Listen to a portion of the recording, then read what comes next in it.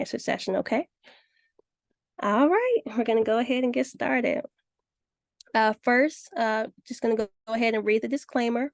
The Wilderness Technology Alliance, DC Senior iPad program, its owners and presenters offer technical assistance, virtual health, well-being information designed for educational purposes only. You should not rely on the information in any applications or topics made by the Wilderness Technology Alliance, including, but not limited to, mobile and device applications, and any social media pages maintained by the Wilderness Technology Alliance, DC Senior iPad program, its owners or presenters as a substitute for professional medical advice, diagnosis, treatment, or legal advice. Okay. Just a few iPad program guidelines that most of you are familiar with. The iPad is on loan until you complete the program requirements. You are provided cellular data by the Department of Aging. We also provide individual telephone training, online group training sessions such as this one, and we'll be resuming our face-to-face library training sessions as well. We need you to remain in sole possession of your iPad. Start off by participating in a one-on-one training, either virtually or at a local library, and then participate in at least 6 free tech trainings over Zoom, but we encourage you to keep joining, as we know most of you have. Additionally, we encourage you to use the iPad at least 3 days per week, and read the occasional emails and text messages we send to you. Okay. All right. So this slide actually needs to be updated, and here's why. The Department of Aging let us know that if you have not been in the program for 3 months yet, we don't send out the midterm survey yet, and here's why.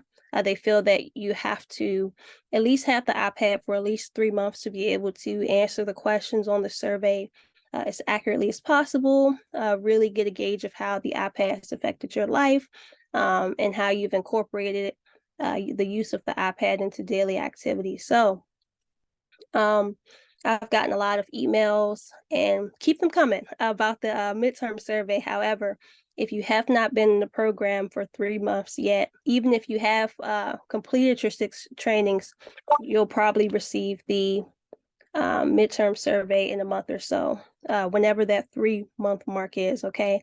And any further questions on that, we can address that later on. Okay. These are our emails. I've been receiving a lot of emails to the survey@wildtech.org email, so thank you so much for utilizing that. You can also reach me at my email, which should be at the end of this slideshow. For attendance, you can email attendance@wildtech.org, or for general help, you can call our help desk or email helpdesk@wildtech.org. We do respond to those emails, okay? All right. Okay, I'm going to go through the participant list and just make sure everyone has their name up.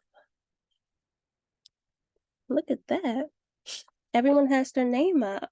That is excellent. Everyone give themselves a pat on the back. Okay. So if you did need assistance for naming yourself, which no one needs today, but you would, on the top right, you would tap on the screen and tap on participants. Tap on the name that says me, it might say iPad. You would tap on that and click rename and type in your first and last name, and then click done. That's how you save it. Okay. Now towards the end, when we take questions, if you'd like to raise your hand virtually, you'll tap on the screen, tap on more, which is on the top right. And you'll see where it says raise hand. You tap on raise hand, and when it's time to lower your hand, yep, just like that. Oh, did you have a question, Ms. Dennis, or were you practicing raising your hand?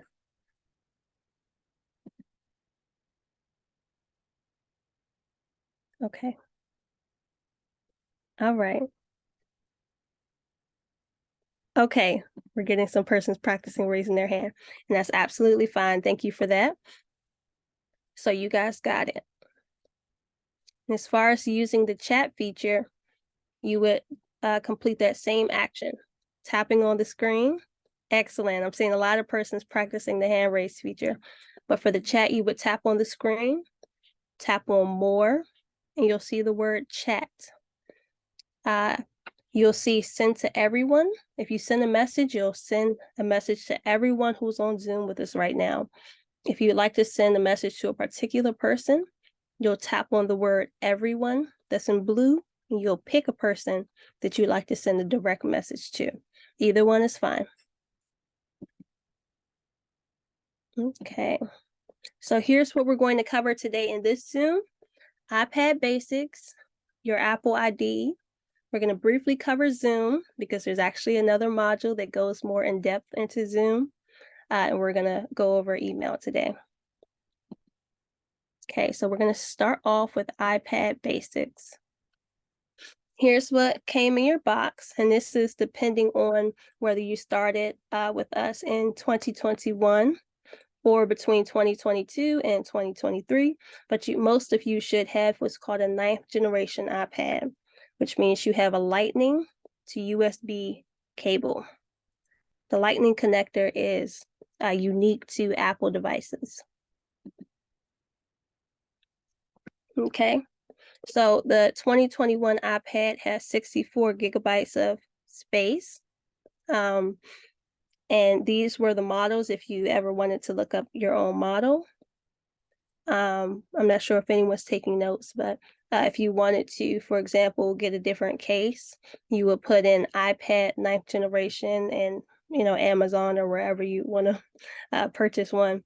And each of these iPads are Wi-Fi and cellular data compatible, which means you can take it with you outside of your home, and you'll still have internet service. Okay. And this slide shows some dimensions of your iPad. The height being about 10 inches, so it's about 10 inches by 7, right about. It's about a pound. That's without the case. As far as buttons and connectors, I'm going to stay on this slide for a moment. The front camera is directly parallel from the home button, which is shown in number 4 on the bottom. Home button's on the bottom. The front camera is directly adjacent to it. If you're holding the iPad vertically, okay? The power button, which I've heard can be difficult to find, especially if you have a case on your iPad. The power button is on the top right, where it shows number 2 on the screen. The power button, you click it, and it locks the iPad. If you hold it down, you'll see the option to turn the iPad off, okay? The volume buttons are on the right side of the iPad, right around the edge from the power button where it shows number 3, okay? We went over the home button, and the rear camera is on the back side of the iPad on, if you flip it completely over, it's going to be on the left. If the iPad is facing you, the back camera is going to be on the right. Okay, and you do have a, let's see, a headphone jack on the top left of your iPad as well. Okay. Now, the front camera is good for FaceTime. It's good for front-facing pictures or selfies. The back camera is, it's also good for video recording, but the back camera is as well. You can only zoom in on the back camera. You can't zoom in if you're looking at the camera facing you, okay? Okay, and here's a few more features that your iPad has. A lot of persons are familiar with FaceTime, but you also have what's called audio calling. It's similar to FaceTime, but it's more so similar to a phone call. You don't have to show your face, and you won't see the other person's face. So that's an option. It does have a speaker for playing music out loud or even hearing me through Zoom. It has a built-in microphone. That's how we can hear you on Zoom. It also comes with Wi-Fi as well as Bluetooth. So if you wanted to connect any wireless headphones, you have the option to do that. And if you need any assistance with that, give us a call at the help desk and we could assist you with connecting a Bluetooth device. The SIM card is what provides the cellular data or the internet to your iPad. That's paid for and provided by the Department of Aging and Community Living. It also has a built-in GPS. So, not saying you should be on your iPad while you drive, but if you're walking somewhere and you wanted some directions, some walking directions, it does have a built-in maps feature and GPS. Most persons use their home button to get to their home screen on their iPad, but they can also create a password, use it as a touch ID, meaning their fingerprint will unlock the iPad. It's up to you. And you could also use it if you wanted to create a passcode or a security feature to download apps from the App Store. So a lot of different features. Okay, and as far as Siri, I have to be careful about saying that because my Apple devices will start going off, but you can use that feature to send messages, to set reminders, and more. You'll also get suggestions. And you can also use hands-free. So you could say, hey Siri, open notes. And there's my devices trying to respond to that. But so that's something that you can do on your iPad once it's set up. If you need any assistance setting that up, please give us a call in the help desk or send us an email. We can schedule a time that's good for you to go over setting that up and how you can use it. Okay. All right, and this talks just a little bit more about the GPS we spoke about. This is what the application looks like on the right. Okay, so this is actually showing driving directions, but it also can show walking directions, biking directions, and it also has a local train system directions. So I've used the Maps application on both my phone and iPad to see when the nearest train is, or to find or to search a train route. So a lot of different features there. Just going a little bit more in depth to Wi-Fi and cellular data. Wi-Fi is the internet in your home.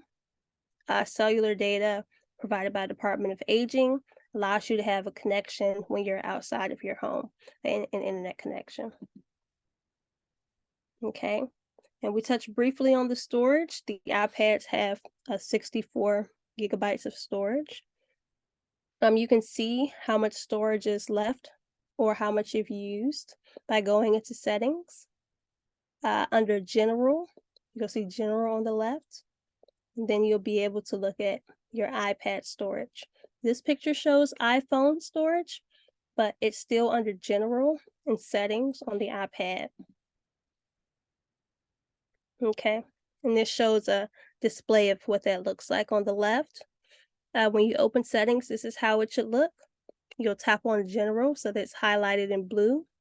And then on the right-hand side, it shows the leftover storage and what app is using the most storage or space on your iPad. Okay. Now, before we watch this brief video, Ms. Solomon, did you have a question before we touch on the video? Ms. Jennifer Solomon.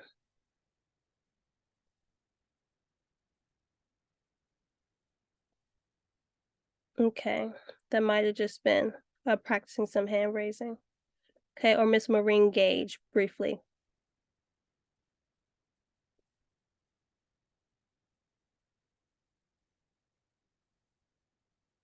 Okay. All right. I'm going to go ahead and play the video. And during the presentation, if you have questions, you can leave it in the chat, and then we can address some more questions towards the end, okay? With Find My, you can keep track of your Apple devices and supported items, like your keys with an AirTag attached, and share your location with your favorite people. We'll show you how to turn on Find My, how to locate a device or item, and how to share your location.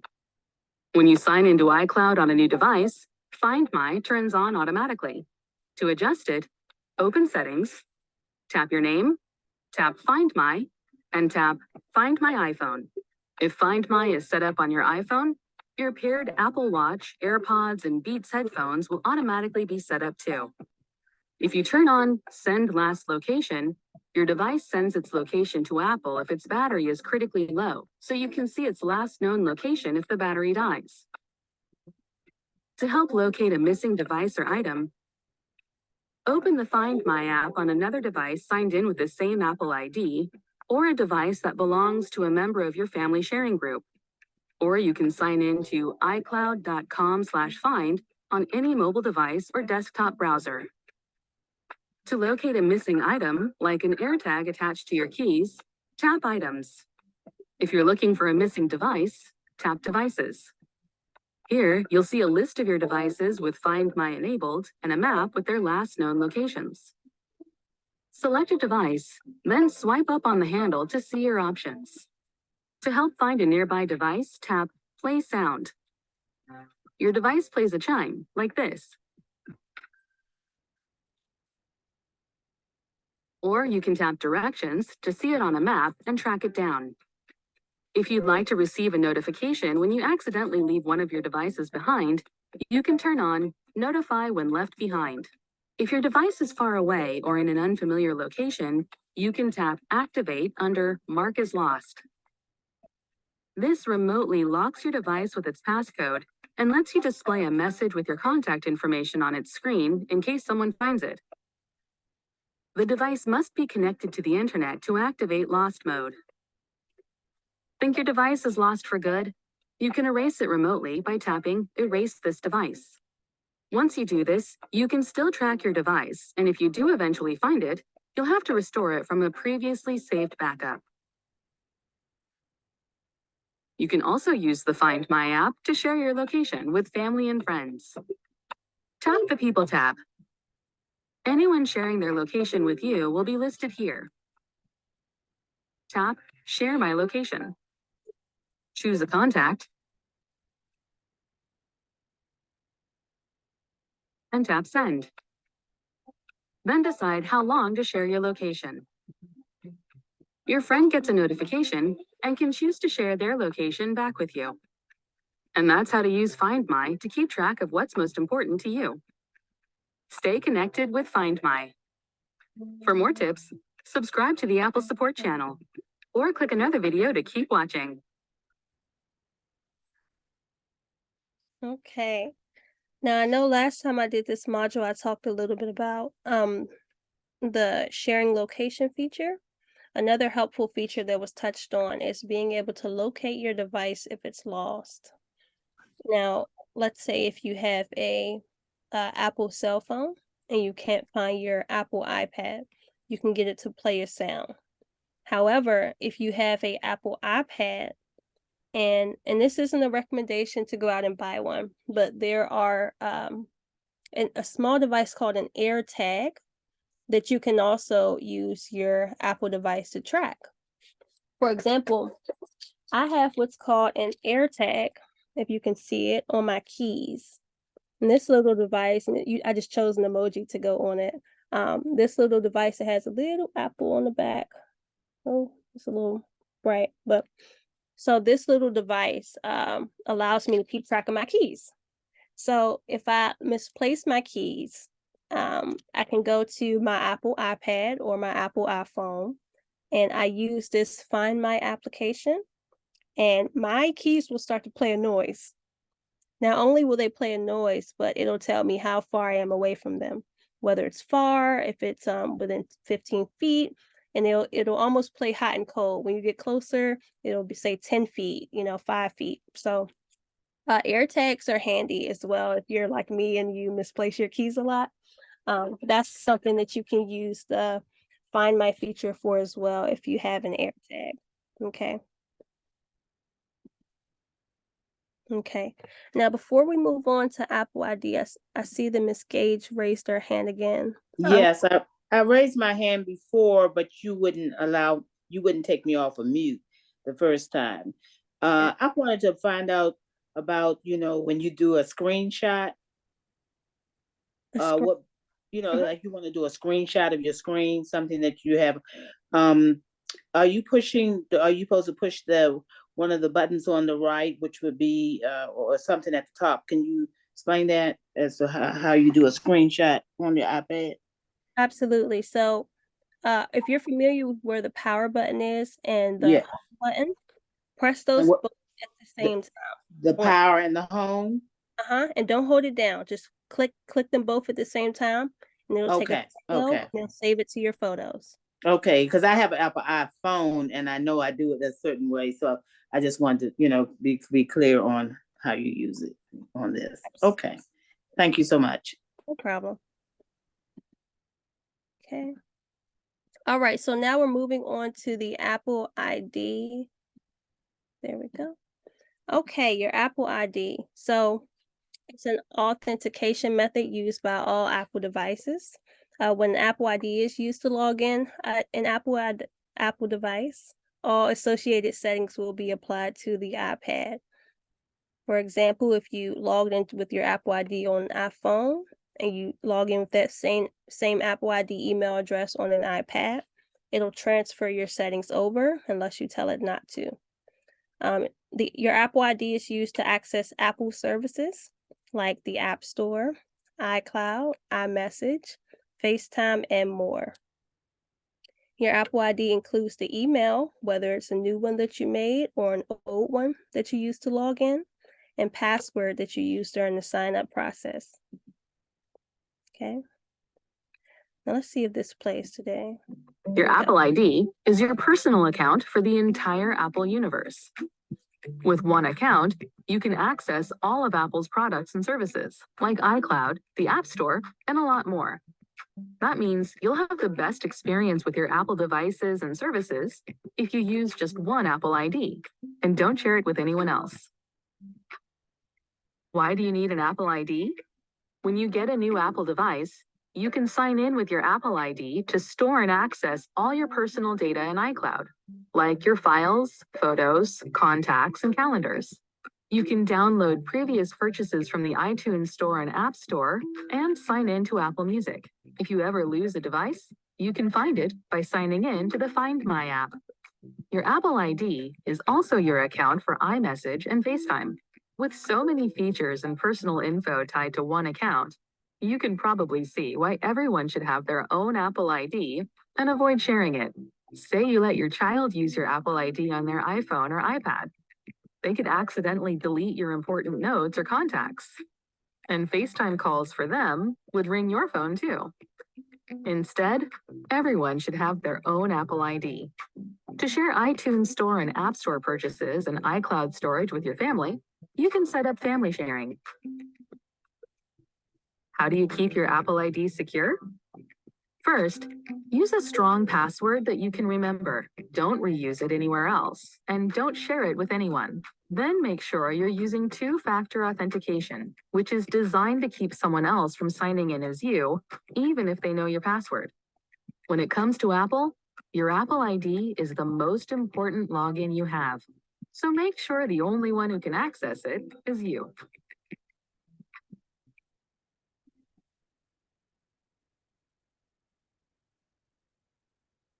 All right.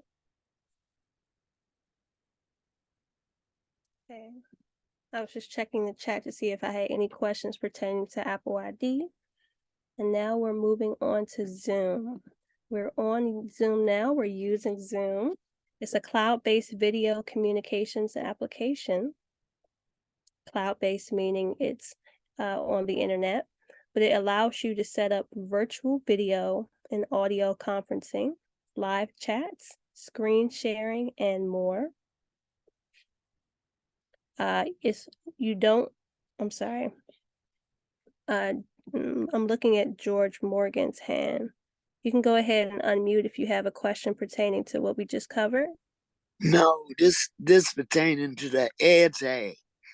I have one for my wallet, and my daughter bought it for me, but she didn't give me a way to get it contacted with my iPad. Okay. And I was wondering how would you go about doing that? That's an This, excellent question. this We can, is my father. you said This this is the you? air tag. Okay. My air tag. So absolutely, we can definitely address that towards the end. That's an excellent question. Let's see if Okay. I'm going to make a note of that because I'm very familiar with the air tag. So we can either address it towards the end today, or Okay. you and I can schedule to work together separately to get your air tag connected so that you can find it Okay. from your iPad. Okay. Okay. Air tag. All right. Okay. Now you're not required to have an account for Zoom. But it is required to start your own meeting. So if you want to start your own Zoom meetings and host your own, whether it's a Zoom gathering or a meeting or whatever the case may be, you would need an account. Zoom is the platform of choice for federal government, for tech startups, and of course, regular people looking to chat and even party with friends and family. Okay, some benefits of Zoom include easy access to educational resources, learner flexibility, and it's also available worldwide. Equal opportunities for both students and teachers, improved time management skills because you can actually schedule these Zoom meetings, and also relationship building and participating in online discussions, such as what we do in the iPad program. Okay, Ms. Harris, did you have a question pertaining to Zoom?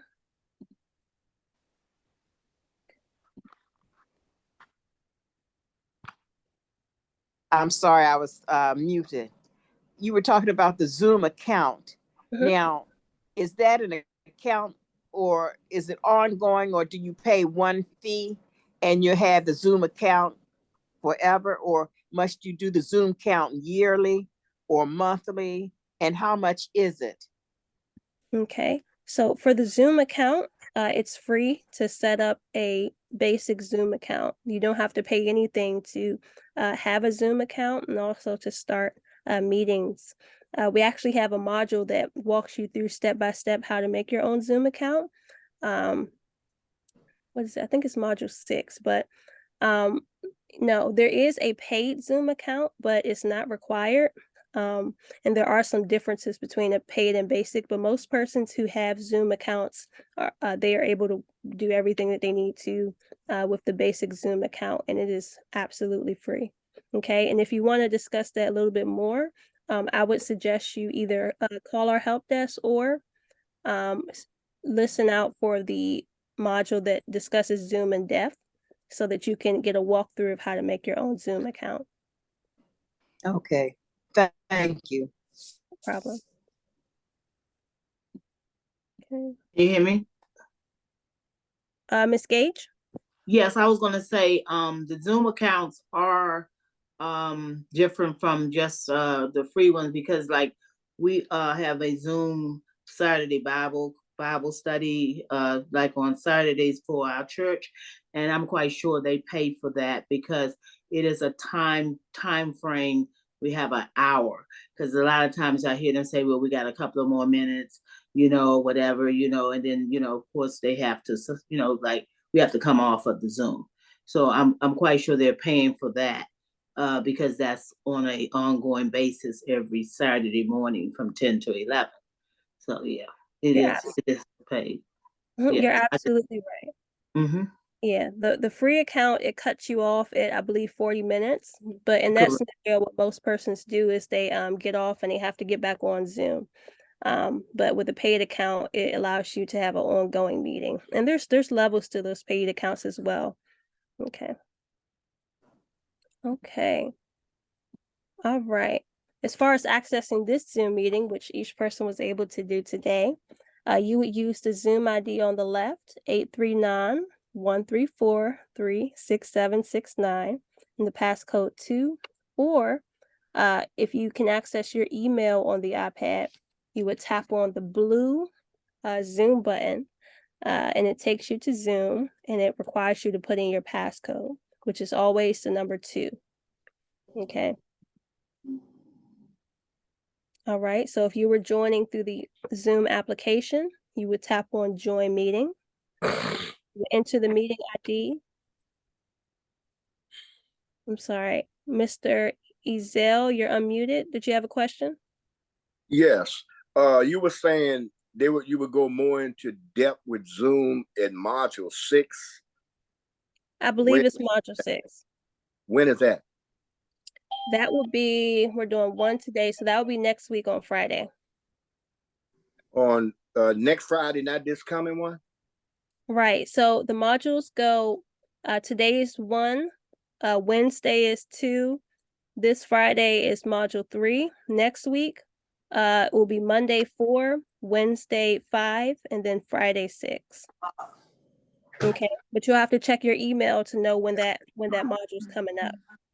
I believe it's 6, but I'm still getting familiar with the order of the modules. They just had 6 last Friday. I can tell Okay, you. so that means it will be next week on Friday. Thank you. That's the following Friday, right? Next week. Okay, let me make a note of that because I want to catch that module to get more in depth with this Zoom you're talking about. Just for my information. Thank you very much. You're very welcome, and thank you, Ms. Gage. You're welcome. All right. So you will enter the meeting ID as shown on the right. You will enter your screen name, which is your first and last name. Okay, then you will click join. When you click join, it'll say, please enter your meeting passcode. That is not your Apple ID password. Your meeting passcode is always the number 2, okay? On the right, it shows the next screen that'll come up, the video preview. It should show you a picture of your face. If you don't want your camera on, this is the time where you would either tap join without video. And this actually needs to be updated because now the screen says, it'll show a little icon of a video camera at the bottom of your picture. If you tap on that, it will turn off your video before joining the meeting, okay? It's always up to you whether you want your camera on or off joining these Zoom meetings, okay? Okay, what you'll see once you join is shown on the left. It'll say to hear others, please join audio. You always tap Wi-Fi or cellular data, or else you won't be able to hear us and we won't be able to hear you, okay? Each meeting is recorded. Most of these are posted to our YouTube page. You would tap got it, and then you've successfully joined the Zoom meeting, and you'll just wait for us to start, okay? Here are a few options that come up on Zoom. I've been told that they're a little difficult to see by persons I've trained in one-on-one meetings. So you'll be able to practice this after we're finished with this presentation, particularly the gallery view. So most times when you first join Zoom, you only see one person at a time speaking. But with gallery view, or that icon on the bottom left that shows those 9 dots or 3 rows of 3 dots, it allows you to see a group of people at one time.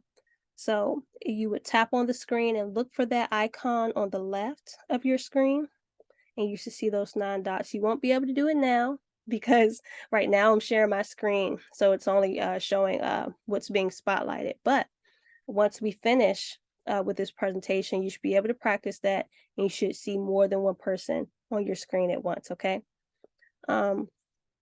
Number 2 shows the audio button where you can mute and unmute. Some of those capabilities are taken away during sharing, so I may have to unmute you at certain times, but most times you'll be able to mute and unmute. Third, the start and stop video button looks just like a video camera shown at the top of the screen. If you see a red slash going through the stop video, that means we can't see you. If you don't see a red slash, we can see you. And that goes for the microphone as well. If you see a red slash going through the mute microphone, we can't hear you. If you tap on it, there's no red slash, we can hear you, okay? There's a share content that allows you to share the screen as I'm doing now. Participants, so that you can see who else is on the call. It's an icon that looks like 2 people. And there's a more button, which allows you to raise your hand, to chat, and a few other features, like changing your meeting settings on Zoom. Okay. And now we're going to briefly go over mail. There's also another module that goes more in depth into mail. but we're also going to cover some basics of the mail application today. All right, in the mail app, you can read emails, add contacts, and preview your email contents as it shows on the right-hand side. On the left, it shows this person's inbox. These are the emails that they've received. And on the right, the email that's highlighted, she can see, or this person can see open. They're able to scroll down on their email. Okay. iCloud versus other emails. If you created a new Apple ID on your iPad, you mostly have a @icloud.com account or email address. Other emails you may be familiar with are Gmail, Hotmail, Yahoo, or AOL. And if you had an email prior to joining the program, you can add it to your mail app in a few steps. And here are those steps. If anyone's taking notes, you can take a moment to take down these steps. You would open settings, your settings icon. You would scroll down on the left-hand menu. You would scroll down until you see the word mail.